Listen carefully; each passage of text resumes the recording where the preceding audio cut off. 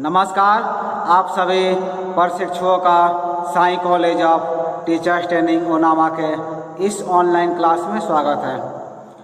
आज के क्लास में हम बात करेंगे डीएलएड प्रथम वर्ष के पेपर कोड F11 के यूनिट 5 से। जैसा कि आप सभी जानते होंगे, डीएलएड प्रथम वर्ष के पेपर कोड F11 के यूनिट 5 में आप सभी को पढ़ना है कला समेकित शिक्षा में आकलन एवं मूल्यांकन। तो कला समेकित शिक्षा में आकलन और मूल्यांकन के बारे में मैंने पिछले वीडियो में भी चर्चा किया था, जो कि इसी प्लेलिस्ट में अपलोड किया गया है, उसे आप देख सकते हैं। और आज के क्लास में इस वीडियो में हम बात करेंगे, आज का हमारा टॉपिक है मापन और मूल्यांकन में संबंध। आप हेडिंग देंगे, आपको लिखना क्या है, मापन और मूल्यांकन में संबंध। आप इंग्लिश में लिख सकते हैं रिलेशन बिटवीन मेजरमेंट एंड एवल्यूएशन। आपका आज का टॉपिक है, आज का शीर्षक है रिलेशन बिटवीन मेजरमेंट एंड एवल्यूएशन, मापन और मूल्यांकन में संबंध। तो मापन और मूल्यांकन में संबंध क्या होता है, ये दोनों जो है एक दूसरे से अलग कैसे हैं, और अलग होते हुए भी इन दोनों में रिलेशन क्या है, संबंध क्या है, इसी के बारे में हम आज के क्लास में, आज के वीडियो में चर्चा करने वाले हैं। तो चलिए शुरू करते हैं आज क्लास को, और इस विषय को, इस टॉपिक को और विस्तार से समझते हैं। जैसे जो है आप सभी जानते होंगे, मापन और मूल्यांकन जो है दोनों एक दूसरे से संबंधित तो है, यानी कि दोनों में रिलेशन तो है, लेकिन दोनों में कुछ डिफरेंट भी, यानी कि दोनों अलग अलग भी है। तो इन दोनों में हम अंतर तो करेंगे, इन दोनों के बीच रिलेशन को समझेंगे, लेकिन इसके पहले हम ये जानते हैं कि मापन किसे कहते हैं और मूल्यांकन किसे कहते हैं। क्योंकि जब तक आप मापन को नहीं समझेंगे, मूल्यांकन को नहीं समझेंगे, तब तक इन दोनों के बीच आप रिलेशन को समझ नहीं सकते हैं। तो सबसे पहले आप लिखेंगे कि मापन का अर्थ क्या होता है। मापन, देखिए, मापन उसे कहते हैं कि मापन में घटनाओं, वस्तुओं और तथ्यों की विशेषताओं और गुणों को मापा जाता है। मापन में क्या होता है, कोई यदि वस्तु है तो उस वस्तु का गुण क्या है, उसकी विशेषता क्या है, इसको नापा जाता है। यदि हम एग्जाम्पल की बात करें, उदाहरण की बात करें, तो उदाहरण ले सकते हैं, जैसे कोई साड़ी है तो साड़ी की लंबाई कितनी है, उसकी चौड़ाई कितनी है, ये क्या होगा, उसका हम लोग मापन करते हैं। उसी तरह यदि कोई लिक्विड चीज़ है, मान लें कि दूध है, तो दूध को क्या करेंगे, हम दूध को मापेंगे। दूध कैसे माप सकते हैं, 1 लीटर, 2 लीटर, 3 लीटर, ये क्या है, दूध को मापने की एक प्रक्रिया है, इसे हम लोग कहते हैं, इसे हम लोग मापन कहते हैं। ठीक है, जिसमें हम किसी वस्तु को माप सकें, ये होता है मापन। और मूल्यांकन क्या होता है, मूल्यांकन का अर्थ ये होता है कि किसी वस्तु या प्रक्रिया के गुणों और विशेषताओं की उपयोगिता का मूल्य निर्धारित करना होता है। यानी कोई वस्तु है तो उस वस्तु का उपयोगिता क्या है, उसका गुण क्या है, उसकी प्रक्रिया क्या है, यदि हम उसका क्या करते हैं, उसका मूल्य निर्धारित करते हैं, तो उसे हम कहते हैं मूल्यांकन।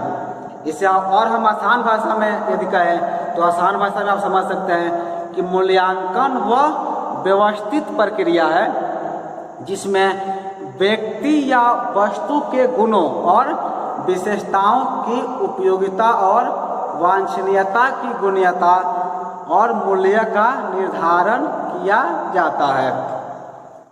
हमने यह समझा मापन और मूल्यांकन के संबंध को जो है हम बेहतर तरीके से समझे। चलिए हम यहाँ पर दोनों का एक उदाहरण लेते हैं, एक एग्जाम्पल लेते हैं, ताकि ये दोनों कंसेप्ट जो है आपका और बेहतर तरीके से क्लियर हो जाएगा।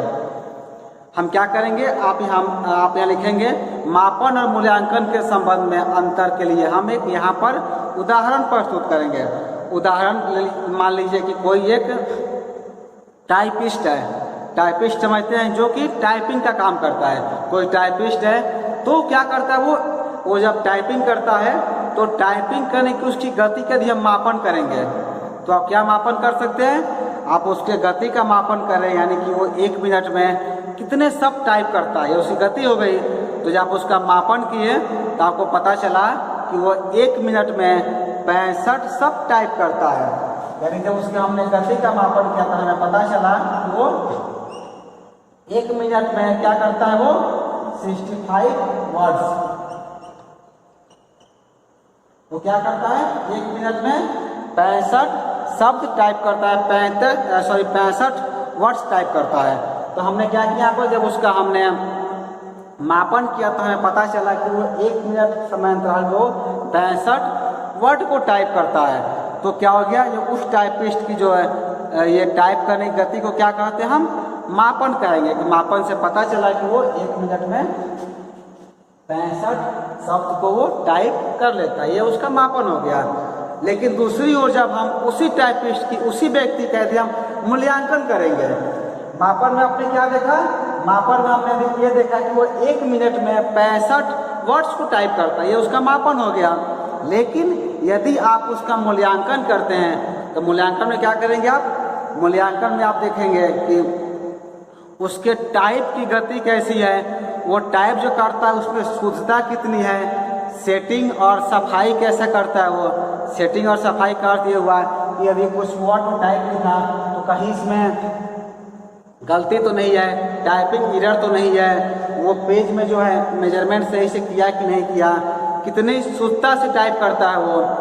तो मूल्यांकन करने पर आप पाए कि उसके टाइप करने में न केवल पूरी की पूरी गति की शुद्धता है बल्कि पूरी सफाई भी है तथा उसके टाइप की सेटिंग भी अच्छी है। तब हम क्या कहते हैं, उस टाइपिस्ट को जो है, जो टाइपिंग करने वाले पर्सन है, उनको हम कह सकते हैं कि वो गति, शुद्धता, सफाई और सेटिंग के आधार पर हम ये कह सकते हैं कि यह एक प्रथम श्रेणी का टाइपिस्ट है, यानी कि सबसे बढ़िया ये टाइपिस्ट है। तो किसी व्यक्ति का क्या करते हैं, पहले मेजरमेंट करते हैं एंड इवैल्यूएशन करते हैं, यानी कि आप कह सकते हैं मापन किया जाता है और मूल्यांकन किया जाता है। ये दोनों के करने के उपरांत जो है ये देखा जाता है कि उसके जो टाइप वो कर रहा है, तो टाइप करने के उपरांत कहीं कुछ उसमें गलती तो नहीं है, वो किस ढंग से शब्दों को टाइप कर रहा है, उसमें गति कितनी है, शुद्धता कितनी है, सफाई कितनी है, इसके आधार पर हम उसे श्रेणीबद्ध कर सकते हैं। उसे आप कह सकते हैं कि यह प्रथम श्रेणी का उत्तम टाइपिस्ट है। चलिए हम आगे जानते हैं कि मापन और मूल्यांकन के संबंध में जो है इसके रिलेशन को स्पष्ट करते हुए हम यहाँ पर ब्रैडफील्ड, आप नाम लिख लीजिएगा, ब्रैडफील्ड एंड मोरडॉक, ये 2 नाम हैं जो आपको लिख लेना है, आपको याद ही रखना है। क्या कहते हैं, मापन और मूल्यांकन के संबंध में जो है ब्रैडफील्ड और मोरडॉक ने भी लिखा है। इन दोनों ने भी मापन और मूल्यांकन को परिभाषित करते हुए लिखते हैं कि मापन की प्रक्रिया में किसी घटना या तत्वों के विभिन्न परिणामों के लिए प्रतीक निश्चित किए जाते हैं ताकि उस घटना या तथ्य के बारे में यथार्थ निश्चय किया जा सके, जबकि मूल्यांकन में उस घटना या तथ्य का मूल्य निर्धारित किया जाता है। यह डिफिनीशन जो है, यह कोटेशन जो है ब्रैडफील्ड तथा मोरडॉक के द्वारा दिया गया है। ब्रैडफील्ड तथा मोरडॉक के द्वारा जो है ये परिभाषा दी गई है। इस डिफिनीशन को भी, इस परिभाषा को भी आप याद रखेंगे ताकि परीक्षा में या एग्जाम में आप बेहतर प्रदर्शन कर सकें। अब हम आपके टॉपिक की ओर लौटते हैं। हमको क्या पढ़ना था, हमें रिलेशन पढ़ना था, यानी कि संबंध पढ़ना था मेजरमेंट एंड इवैल्यूएशन के बारे में। तो मापन और मूल्यांकन के संबंध में हम क्या करते हैं कि संबंध को जो है निम्न बिंदुओं के आधार पर आसानी से और सरलता से समझ सकते हैं। आप जो है एक में लिखेंगे, आप क्या करेंगे, पॉइंट देकर लिखते जाएंगे ताकि सब चीज़ें जो है आप बेहतर तरीके से समझ सकें। तो एक में आपको लिखना है कि मापन एक क्या है, प्रक्रिया है। 1 में आप लिखेंगे मापन एक प्रक्रिया है और मूल्यांकन भी एक प्रक्रिया है, दोनों एक प्रोसेस है। मापन और मूल्यांकन प्रक्रियाओं के उद्देश्य समान न होकर भिन्न भिन्न होते हैं। दोनों क्या है, दोनों तो एक प्रोसेस है, दोनों एक प्रक्रिया है, लेकिन दोनों का उद्देश्य क्या होता है, दोनों का उद्देश्य जो है भिन्न भिन्न होता है, दोनों का उद्देश्य अलग अलग होता है। उसके बाद आप सेकेंड लिखेंगे। दूसरा आपको लिखना है कि मापन में किसी वस्तु का संख्यात्मक विवरण होता है। मापन में क्या हम लोग करते हैं, किसी वस्तु का संख्यात्मक विवरण प्रस्तुत करते हैं, जबकि मूल्यांकन में उसके गुण या उसकी विशेषता का मूल्य निर्धारित किया जाता है। यानी कि उस वस्तु का गुण क्या है, उसकी विशेषता क्या है, उसका वैल्यू जो है निर्धारित किया जाता है। उसके बाद आप लिखेंगे 3 नंबर में, तीसरे बिंदु में लिखेंगे मापन प्रक्रिया में परिमाणन किया जाता है, जिसमें गुण या विशेषता की मात्रा कितनी उपस्थित है ये बताया जाता है। जबकि मूल्यांकन में गुण या विशेषता के मूल्य का निर्धारण किया जाता है।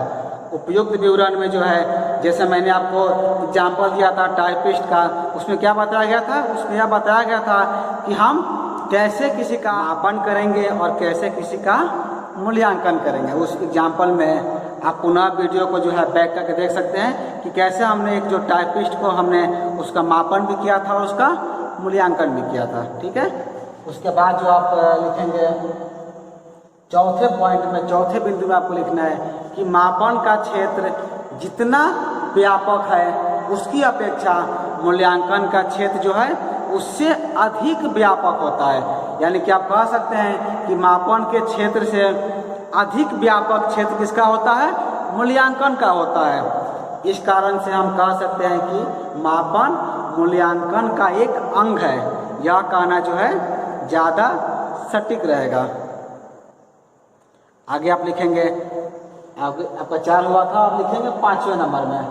5 में आप सभी को लिखना है मापन करने में जितना समय लगता है उसकी अपेक्षा मूल्यांकन करने में समय अपेक्षाकृत अधिक लगता है। यानी कि मापन तो जल्दी कर लेते हैं, लेकिन आप जब मूल्यांकन करते हैं तो मूल्यांकन करने में क्या होता है, आपको ज़्यादा समय लगता है, ज़्यादा टाइम देना पड़ता है। चलिए आपका 5 हो गया। आप लिखेंगे 6 नंबर पर, 6ठे में आपको लिखना है मापन हमेशा मात्रात्मक और वस्तुनिष्ठ होता है, जबकि मूल्यांकन वस्तुनिष्ठ यानी कि ऑब्जेक्टिव और आत्मनिष्ठ यानी कि सब्जेक्टिव भी होता है। क्या होता है, 6ठे में आपने समझा, मापन हमेशा मात्रात्मक और वस्तुनिष्ठ केवल होता है, यानी केवल ऑब्जेक्टिव होता है, जबकि मूल्यांकन क्या होता है, ऑब्जेक्टिव तो होता ही है, ऑब्जेक्टिव के साथ साथ सब्जेक्टिव भी होता है। इसके बाद आप लिखेंगे 7वें नंबर में, 7 में आपको लिखना है मापन करने में धन अपेक्षाकृत कम खर्च होता है, जबकि मूल्यांकन करने में धन अधिक खर्च होता है। खर्च क्यों होता है, क्योंकि मापन को हम जल्दी संपन्न कर लेते हैं और जबकि मूल्यांकन करने में हमें समय ज़्यादा देना पड़ता है। जब हम समय ज़्यादा देंगे तो धन क्या होगा, ज़्यादा खर्च होगा। आपके आज के टॉपिक मापन एवं मूल्यांकन को और हम बेहतर तरीके से समझते हैं, इन दोनों में अंतर क्या है, इसे हम एक डायग्राम के द्वारा समझेंगे। आप क्या करेंगे, आप अपने कॉपी में इस तरह का एक डायग्राम बना लेंगे और आपको लिखना है difference between measurement and evaluation, मापन और मूल्यांकन में अंतर। उसके बाद क्या करेंगे, ऐसे लिखेंगे आप मेजरमेंट और दूसरे साइड आपको लिखना है इवैल्यूएशन, और इस तरह से पार्टीशन बना लेना है। एक तरफ आपका रहेगा मेजरमेंट का ऑप्शन और दूसरे तरफ रहेगा इवैल्यूएशन यानी कि मापन और मूल्यांकन। सबसे पहले आप क्या करेंगे, मेजरमेंट में यानी कि मापन में आप 1 नंबर देंगे, 1 बिंदु देंगे और इसमें लिखेंगे, आपको यहाँ पर लिखना है मापन साधन है साध्य नहीं। मेजरमेंट में क्या लिखना है, मापन में आपको लिखना है कि मापन आपका साधन है साध्य नहीं। उसी तरह आपका जो इवैल्यूएशन है, यहाँ भी नंबर 1 देंगे और यहाँ पर लिखेंगे, यानी कि इवैल्यूएशन मूल्यांकन में आपको लिखना है कि मूल्यांकन द्वारा कितने उद्देश्य प्राप्त हुए हैं इसकी जानकारी होती है। यहाँ पर आप लिखेंगे मूल्यांकन द्वारा कितने उद्देश्य प्राप्त हुए हैं इसकी जानकारी हमें होती है, या हमें इसकी जानकारी प्राप्त होती है। उसके बाद पुनः फिर मेजरमेंट में देंगे सेकेंड, यानी कि दूसरा बिंदु देंगे और इसमें आप लिखेंगे, मापन में आप लिखेंगे मापन एक भौतिक पदार्थ के गुण या विशेषताओं के परिणाम को अंकारात्मक रूप देने की क्रिया है। दो में आप सभी को लिखना है मापन क्या है। मापन एक भौतिक पदार्थ के गुण या विशेषताओं के परिमाण को अंकात्मक यानी कि अंक देने के जो रूप देने की क्या है, एक प्रक्रिया, एक प्रोसेस है। और इवोल्यूशन में आप लिखेंगे, इवोल्यूशन में यानी कि मूल्यांकन में आपको सेकेंड में लिखना है। इसमें आप लिखेंगे मूल्यांकन संख्यात्मक मूल्य है। मूल्यांकन क्या है? मूल्यांकन एक संख्यात्मक मूल्य है। उसके बाद पुनः फिर आप मेजरमेंट में लिखेंगे 3 नंबर। तीसरा बिंदु देकर आपको लिखना है मापन का कार्य केवल अंक प्रदान करना होता है। मापन ने क्या दिखाता है? मापन को केवल अंक दिया जाता है, केवल नंबर प्रदान किया जाता है। उसी तरह आपका इवैल्यूएशन में आप लिखेंगे यानी कि मूल्यांकन में आपको लिखना है तीसरे नंबर में। तीसरे बिंदु में आप लिखेंगे मूल्यांकन मापन के बाद मूल्य प्रदान करने की प्रक्रिया है कि कोई विद्यार्थी अन्य छात्रों की तुलना में कैसा है। जब मेजरमेंट का काम होता है तब हम इवैल्यूएशन करते हैं, यानी कि मापन के बाद फिर मूल्यांकन किया जाता है। तो मूल्यांकन में क्या कहता है, उन्हें नंबर प्रदान करने के बाद ये दिखाता है कि बाकी से तुलना की जाती है कि बाकी की तुलना में वो क्या है, उसका व्यवहार कैसा है, वो विद्यार्थी कैसा है। चलिए आपका 3 हो गया है, चौथा लिख लीजिए। चौथा आप लिखेंगे, चौथा मेजरमेंट में आपको लिखना है कि मापन एक साधारण शब्द है। मापन क्या है, मेजरमेंट क्या है, एक साधारण शब्द है। और उसी तरह इवैल्यूएशन में आप लिखेंगे, मूल्यांकन में आपको चौथे में आप लिखना है मूल्यांकन एक प्राविधिक शब्द है। मूल्यांकन क्या है? मूल्यांकन एक प्राविधिक शब्द है। चलिए 4 हो गया। अब आप 5वां लिख लीजिए। 5 में आप लिखेंगे मेजरमेंट में मापन का क्षेत्र सीमित तथा संकुचित होता है। मापन के लिए क्या होता है? सीमित होता है और संकुचित होता है। इसके बाद आप लिखेंगे, आप 5 में फिर लिखेंगे इस साइड, यानी कि इवैल्यूएशन में आपको लिखना है कि मूल्यांकन का क्षेत्र क्या होता है? विस्तृत होता है। हमने देखा लिखा था, हमने आपके मेजरमेंट में लिखा था मापन का क्षेत्र सीमित तथा संकुचित होता है, और हम इवैल्यूएशन में यानी कि मूल्यांकन में लिखेंगे कि मूल्यांकन का क्षेत्र क्या होता है? विस्तृत होता है। इसके बाद क्या करेंगे आप? फिर आप लिखेंगे 6 नंबर। आप यहाँ पर हम नंबर चेंज, आप यहाँ पर क्या करेंगे, 6ठा नंबर देना है, चेंज कर देते हैं। आपने 5 लिख लिया है, आप क्या करेंगे, आप यहाँ पर लिखेंगे 6 नंबर। 6ठे में आपको लिखना है कि मापन केवल संख्यात्मक होता है। मापन क्या होता है? मापन केवल संख्यात्मक होता है। और इवैल्यूएशन में लिखेंगे 6ठे नंबर पर मूल्यांकन संख्यात्मक तथा वर्णात्मक दोनों ही प्रकार का होता है। मूल्यांकन क्या होता है? संख्यात्मक तथा वर्णात्मक दोनों ही प्रकार का होता है।